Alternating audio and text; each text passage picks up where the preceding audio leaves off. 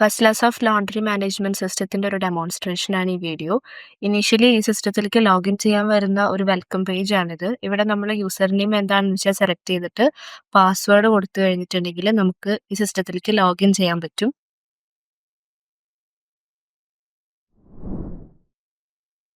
Login ചെയ്ത് കഴിഞ്ഞാൽ വരുന്ന ഇനീഷ്യൽ ഇന്റർഫേസ് ആണിത്. ഇവിടെ ലെഫ്റ്റ് സൈഡിൽ നോക്കിക്കഴിഞ്ഞാൽ കുറച്ച് ഓപ്ഷൻസ് കാണാൻ പറ്റും. ഇതാണ് ഇതിന്റെ main features. First one order entry, search order, masters, transactions, reports, settings. ഇതാണ് ഇതിൽ മെയിൻ ആയിട്ടുള്ള കാര്യങ്ങൾ. വൺ ബൈ വൺ ആയിട്ട് നമുക്ക് എടുത്തു നോക്കാം. ഓർഡർ എൻട്രിയിൽ നമുക്ക് ഒരു ഓർഡർ ജനറേറ്റ് ചെയ്യാൻ വേണ്ടിയിട്ടുള്ള ഓപ്ഷൻസ് ആണ് കാണുക. ഇതിലുള്ള ഓപ്ഷൻസ് എന്ന് പറഞ്ഞാൽ washing, ironing, dry cleaning, folding, stain removal.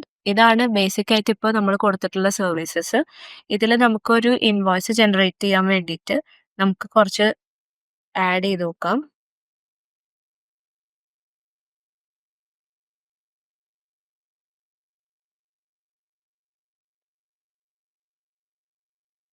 ഇപ്പൊ ഞാൻ കുറച്ച് ഐറ്റംസ് ഇതിൽ ആഡ് ചെയ്തു. ഇവിടെ നമുക്ക് ക്വാണ്ടിറ്റി ഇൻക്രീസ് ചെയ്യാനോ ഡിക്രീസ് ചെയ്യാനോ ഉള്ള ഓപ്ഷൻ ഉണ്ട്. അപ്പൊ അതിനനുസരിച്ചാണ് ഇവിടെ താഴെ എമൗണ്ട് ജനറേറ്റ് ആയിട്ടുള്ളത്. ഇതുപോലെ ഫസ്റ്റ് നമ്മൾ ചെയ്യുന്നതാണ് കസ്റ്റമറിനെ ആഡ് ചെയ്യുക എന്നുള്ളത്. കസ്റ്റമർ ഓൾറെഡി അവൈലബിൾ ആയിട്ടുള്ള കസ്റ്റമർ ആണെങ്കിൽ നമ്മൾ നമ്പർ അടിക്കുമ്പോൾ തന്നെ ആ കസ്റ്റമറിന്റെ ഡീറ്റെയിൽസ് വരും. അപ്പൊ ഞാനിവിടെ ഒരു കസ്റ്റമറിനെ ആഡ് ചെയ്തിട്ടുണ്ട്. ഒന്നെങ്കിൽ അങ്ങനെ ചെയ്യാം, അല്ലെങ്കിൽ വാക്ക് ഇൻ കസ്റ്റമർ ആയിട്ട് ആഡ് ചെയ്യാൻ പറ്റും. അപ്പൊ ഞാനിവിടെ ഒരു കസ്റ്റമറിനെ ആഡ് ചെയ്തിട്ടുണ്ട്. ഇവിടെ പിന്നെ ടോപ്പ് റൈറ്റ് കോർണറിൽ ഓർഡർ നമ്പറും ഓർഡർ ഡേറ്റും ഓർഡർ ടൈമും അവൈലബിൾ ആണ്. പിന്നെ ബോട്ടം സൈഡിൽ നോക്കിക്കഴിഞ്ഞ് കഴിഞ്ഞിട്ടുണ്ടെങ്കിൽ ഓർഡർ സ്റ്റാറ്റസ് പെൻഡിങ് ആയിട്ടും payment status not paid, delivery status pending, ഇങ്ങനെ 3 ഓപ്ഷൻസ് നമുക്ക് കാണാൻ പറ്റും. അത് കഴിഞ്ഞ് കഴിഞ്ഞിട്ടുണ്ടെങ്കിൽ ടോട്ടൽ എമൗണ്ട് എത്രയാണെന്നാണ് കാണുന്നത്. പിന്നെ അതിന്റെ താഴെ നോക്കിക്കഴിഞ്ഞാൽ ന്യൂ എന്ന് പറഞ്ഞിട്ടൊരു ഓപ്ഷൻ എന്തിനാണെന്ന് വെച്ച് കഴിഞ്ഞിട്ടുണ്ടെങ്കിൽ പുതിയ ഓർഡർ എൻട്രിക്ക് വേണ്ടിയിട്ടുള്ളതാണ്. പിന്നെ ഈ സേവ് ഓപ്ഷൻ ആണിത്. ഇത് നമുക്ക് ഈ ഒരു ഇൻവോയ്സ് സേവ് ചെയ്ത് വെക്കാൻ വേണ്ടിയിട്ടും ഇത് ആ ഇൻവോയ്സ് പ്രിന്റ് ചെയ്യാനും ഇത് പേയ്മെന്റിനും സെർച്ചിനും വേണ്ടിയിട്ടുള്ള ഓപ്ഷൻസ് ആണ്. അപ്പൊ നമുക്ക് പേയ്മെന്റ് ക്ലിക്ക് ചെയ്ത് കഴിഞ്ഞിട്ടുണ്ടെങ്കിൽ പേയ്മെന്റിനുള്ള ഓപ്ഷൻ വരും. 4 മോഡ്സ് ഓഫ് പേയ്മെന്റ് ആണുള്ളത്. Cash, card, credit. അതർ പേയ്മെന്റിൽ പിന്നെ ബാങ്ക്, ഓൺലൈൻ, UPI അങ്ങനത്തെ കുറച്ച് ഓപ്ഷൻസ് അവൈലബിൾ ആണ്. ഇപ്പോൾ 142 ആണ് ടോട്ടൽ എമൗണ്ട്. ഞാൻ 150 ക്യാഷ് ആയിട്ട് കൊടുക്കുകയാണെങ്കിൽ ബാലൻസ് ബാക്ക് ടു കസ്റ്റമർ ഇവിടെ തന്നെ നമുക്ക് ഡിസ്പ്ലേഡ് ആണ്. പിന്നെ ബേസിക് ആയിട്ടുള്ള ഇൻവോയ്സ് ഡീറ്റെയിൽസ് ഒക്കെ ഇതിന്റെ ബോട്ടമിൽ കൊടുത്തിട്ടുണ്ട്. ഞാൻ ഓക്കെ ക്ലിക്ക് ചെയ്ത് കഴിഞ്ഞിട്ടുണ്ടെങ്കിൽ ഇവിടെ ഈ പേയ്മെന്റ് സ്റ്റാറ്റസ് നോട്ട് പെയ്ഡ് എന്നുള്ളത് പെയ്ഡ് എന്നാവും.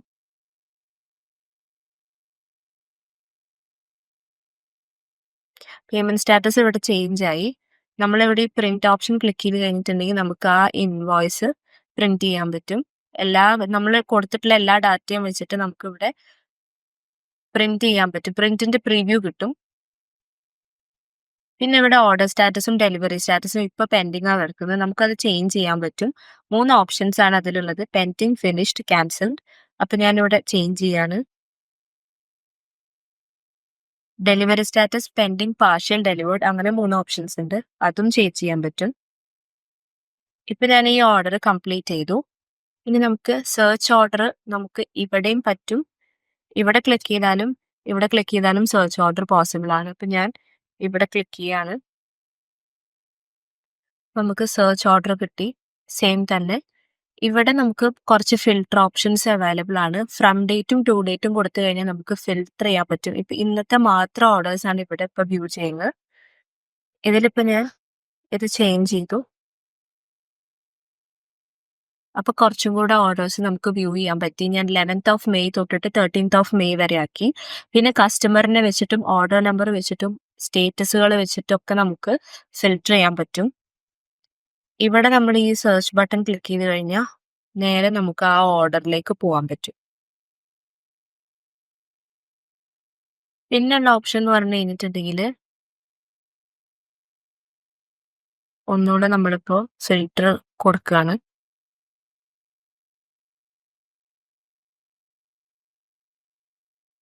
അപ്പൊ ചില ഓർഡേഴ്സ് നോട്ട് പെയ്ഡ്, പെൻഡിങ് അങ്ങനെ കിടക്കുന്നുണ്ട്. അത് നമുക്ക് ഇവിടെ തന്നെ ചേഞ്ച് ചെയ്യാൻ പറ്റും.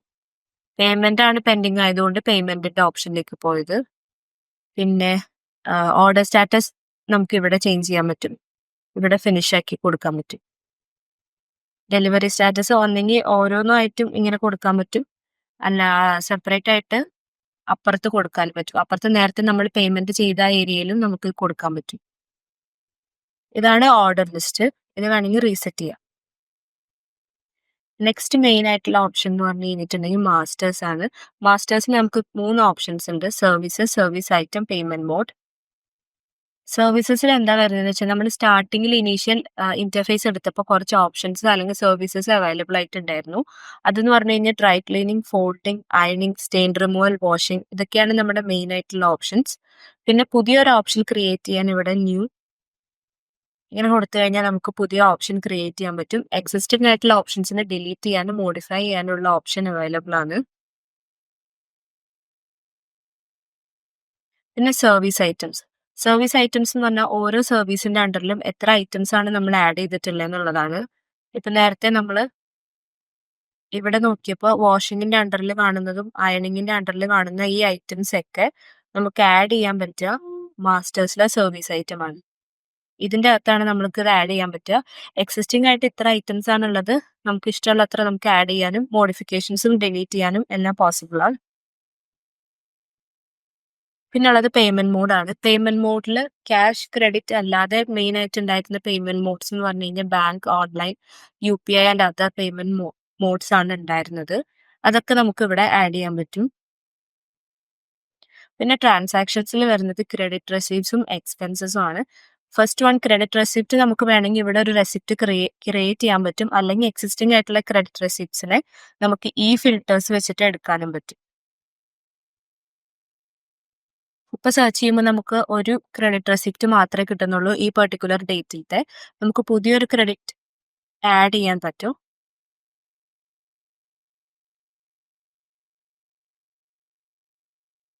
പുതിയ കസ്റ്റമർ ആഡ് ചെയ്യാണ്ട് തന്നെ എക്സിസ്റ്റിംഗ് ആയിട്ടുള്ള കസ്റ്റമറിനെ വെച്ചിട്ടാണ് ഇപ്പൊ ചെയ്യുന്നത്.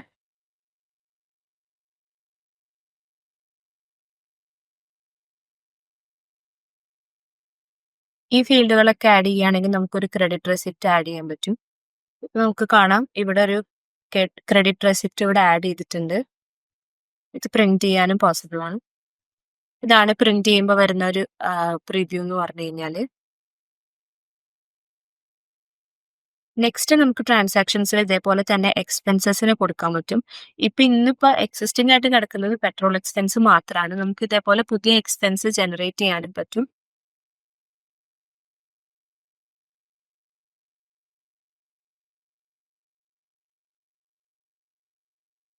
അപ്പൊ ഇലക്ട്രിസിറ്റി ആൻഡ് പെട്രോൾ ആണ്. അപ്പൊ ഞാനൊരു എക്സ്പെൻസും കൂടെ ക്രിയേറ്റ് ചെയ്യാണ്.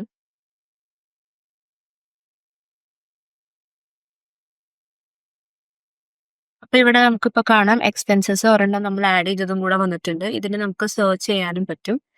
പേയ്മെന്റ് മോഡിൽ ഞാൻ ക്യാഷ് വെച്ചിട്ട് ചെക്ക് ചെയ്തപ്പോൾ പ്രത്യേകിച്ച് ഒന്നുമില്ല.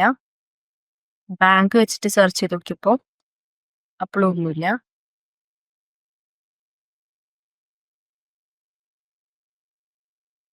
ഓൺലൈൻ സെർച്ച് ചെയ്തപ്പോൾ കാർഡ് സെർച്ച് ചെയ്തപ്പോഴാണ് ഇലക്ട്രിസിറ്റിയുടെ വന്നത്. ഇതേപോലത്തെ ഈ ഫിൽറ്റേഴ്സ് ഒക്കെ നമുക്ക് യൂസ് ചെയ്തിട്ട് എക്സ്പെൻസസ് ഒരുപാടുണ്ടെങ്കിൽ അതിന് നമുക്ക് ആവശ്യമുള്ളത് സെർച്ച് ചെയ്തിട്ട് എടുക്കാൻ പറ്റും. പിന്നെയുള്ള മെയിൻ ഫീച്ചറാണ് റിപ്പോർട്ട്സ്. ഈ റിപ്പോർട്ട്സ് ഒക്കെ ഓട്ടോമാറ്റിക്കലി ഉണ്ടാക്കുന്നതാണ്. നമ്മുടെ സെയിൽസ് അനുസരിച്ച് ഓട്ടോമാറ്റിക്കലി വരും. സെയിൽസ് റിപ്പോർട്ട് ഇപ്പോൾ എക്സിസ്റ്റിംഗ് ആയിട്ട് നമ്മൾ ഈ കൊടുത്തിരിക്കുന്ന ഡേറ്റിൽ വരുന്ന സെയിൽസ് റിപ്പോർട്ടാണത്. ഞാൻ ഈ മന്ത് സ്റ്റാർട്ടിങ് തൊട്ടിട്ടുള്ള സെയിൽസ് റിപ്പോർട്ട് സെർച്ച് ചെയ്തപ്പോൾ കുറച്ചും കൂടെ നമുക്ക് ഓർഡേഴ്സ് കാണുന്നുണ്ട്. ഇവിടെ പേയ്മെന്റ്സ് വെച്ചിട്ടും ഡേറ്റ് വെച്ചിട്ടും നമുക്ക് സെയിൽസ് റെസിപ്റ്റിനെ വ്യൂ ചെയ്യാൻ പറ്റും. ഇതിനെ പ്രിന്റ് ചെയ്യാനും പറ്റും. ഇതാണ് ആ ഒരു പ്രിവ്യൂ. പിന്നെ റിപ്പോർട്ടിൽ വരുന്നതാണ് സെയിൽസ് സ്റ്റാറ്റസ്. സെയിൽസ് സ്റ്റാറ്റസും നമുക്ക് ഇതേപോലെ ഒരു പെർട്ടിക്കുലർ ഡേയിൽ എടുത്തിട്ട് ഇതിനെ റിപ്പോർട്ട് നമുക്ക് വെറുതെ വ്യൂ ചെയ്യണമെങ്കിൽ ഇങ്ങനെ വ്യൂ ചെയ്യാം. അല്ലാന്നുണ്ടെങ്കിൽ നമുക്ക് ഇതിനെ എക്സ്പോർട്ട് ചെയ്യാൻ പറ്റും. PDF ആയിട്ടും എക്സൽ ആയിട്ടും എക്സ്പോർട്ട് ചെയ്യാനും അതിനെ ഒരു പെർട്ടിക്കുലർ ഇമെയിലിലേക്ക് സെൻഡ് ചെയ്യാനും പറ്റും. ഒരു എക്സാമ്പിൾ ആയിട്ട് ഇപ്പൊ ഞാൻ എക്സലിലുള്ളതാണ് ഇപ്പൊ യൂസ് ചെയ്തിട്ടുള്ളത്. നമ്മൾ കൊടുത്ത ഡേറ്റിനുള്ള സെയിൽസിന്റെ ഒരു എക്സൽ റിപ്പോർട്ടാണിത്.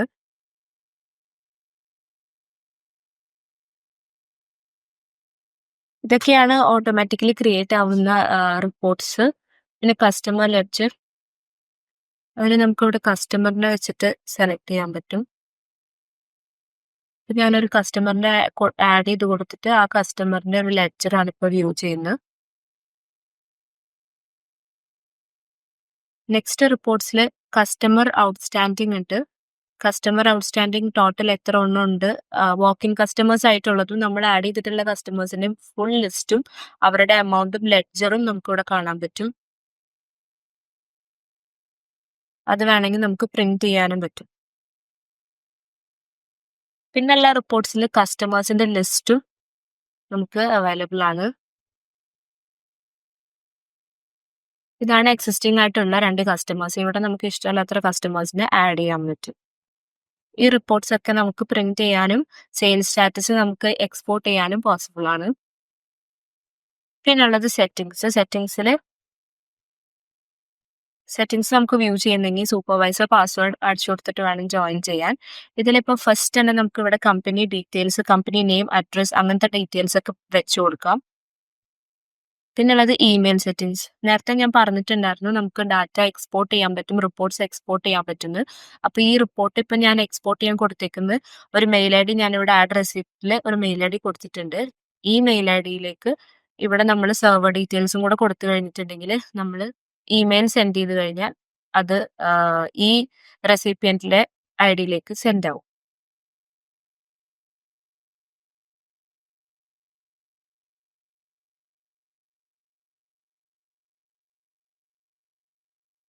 പിന്നെ സെറ്റിംഗ്സിലുള്ളത് അതർ സെറ്റിംഗ്സ് ആണ്. നമുക്ക് എന്തൊക്കെ പ്രിവ്യൂ ചെയ്യണം പ്രിന്റിന്റെ സമയത്ത് എന്നുള്ള കാര്യങ്ങളുണ്ട്. പാസ്വേഡ് ഉണ്ട്. സൂപ്പർവൈസർ പാസ്വേഡ് നമ്മളിവിടെ ജനറേറ്റ് ചെയ്യാൻ പറ്റും. ഓർഡറിന്റെ സ്റ്റൈലും പാച്ചും ആണ് പിന്നെ സെറ്റിംഗ്സിൽ നമുക്ക് അവൈലബിൾ ആയിട്ടുള്ളത്. പിന്നെ യൂസർ സെക്യൂരിറ്റി. ഇതിൽ ഇപ്പൊ എക്സിസ്റ്റിംഗ് ആയിട്ടുള്ള യൂസർ അഡ്മിൻ പിന്നെ ഫെബ്നോ ഇങ്ങനെ 2 യൂസേഴ്സ് ആണ് ഉള്ളത്. നമ്മളിപ്പോൾ ലോഗിൻ ചെയ്തിട്ടുണ്ടായിരുന്നത് അഡ്മിൻ എന്ന് പറഞ്ഞിട്ടുള്ള യൂസർ വെച്ചിട്ടാണ്. പിന്നെ ഉള്ളത് ഡാറ്റ ബാക്കപ്പും ഓട്ടോ ഇമെയിൽ ബാക്കപ്പ് ഡാറ്റാബേസ് കണക്ഷൻസും ആണ്. അതിനുള്ള 2 കണക്ഷനാണ് പിന്നെ അവൈലബിൾ ആയിട്ടുള്ളത്.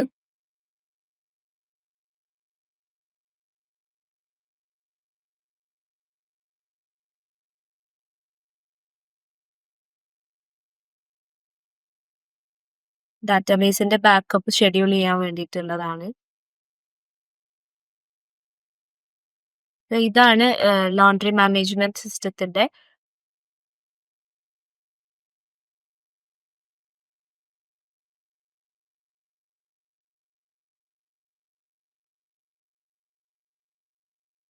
അപ്പൊ ഇപ്പൊ പറഞ്ഞതൊക്കെയാണ് ലോണ്ടറി മാനേജ്മെന്റ് സിസ്റ്റത്തിന്റെ മെയിൻ ആയിട്ടുള്ള ഫീച്ചേഴ്സ്. ഫർദർ അസിസ്റ്റൻസിന് www.westlesof.com എന്നുള്ള വെബ്സൈറ്റിലേക്ക് കണക്ട് ചെയ്താൽ മതി. And thank you for watching.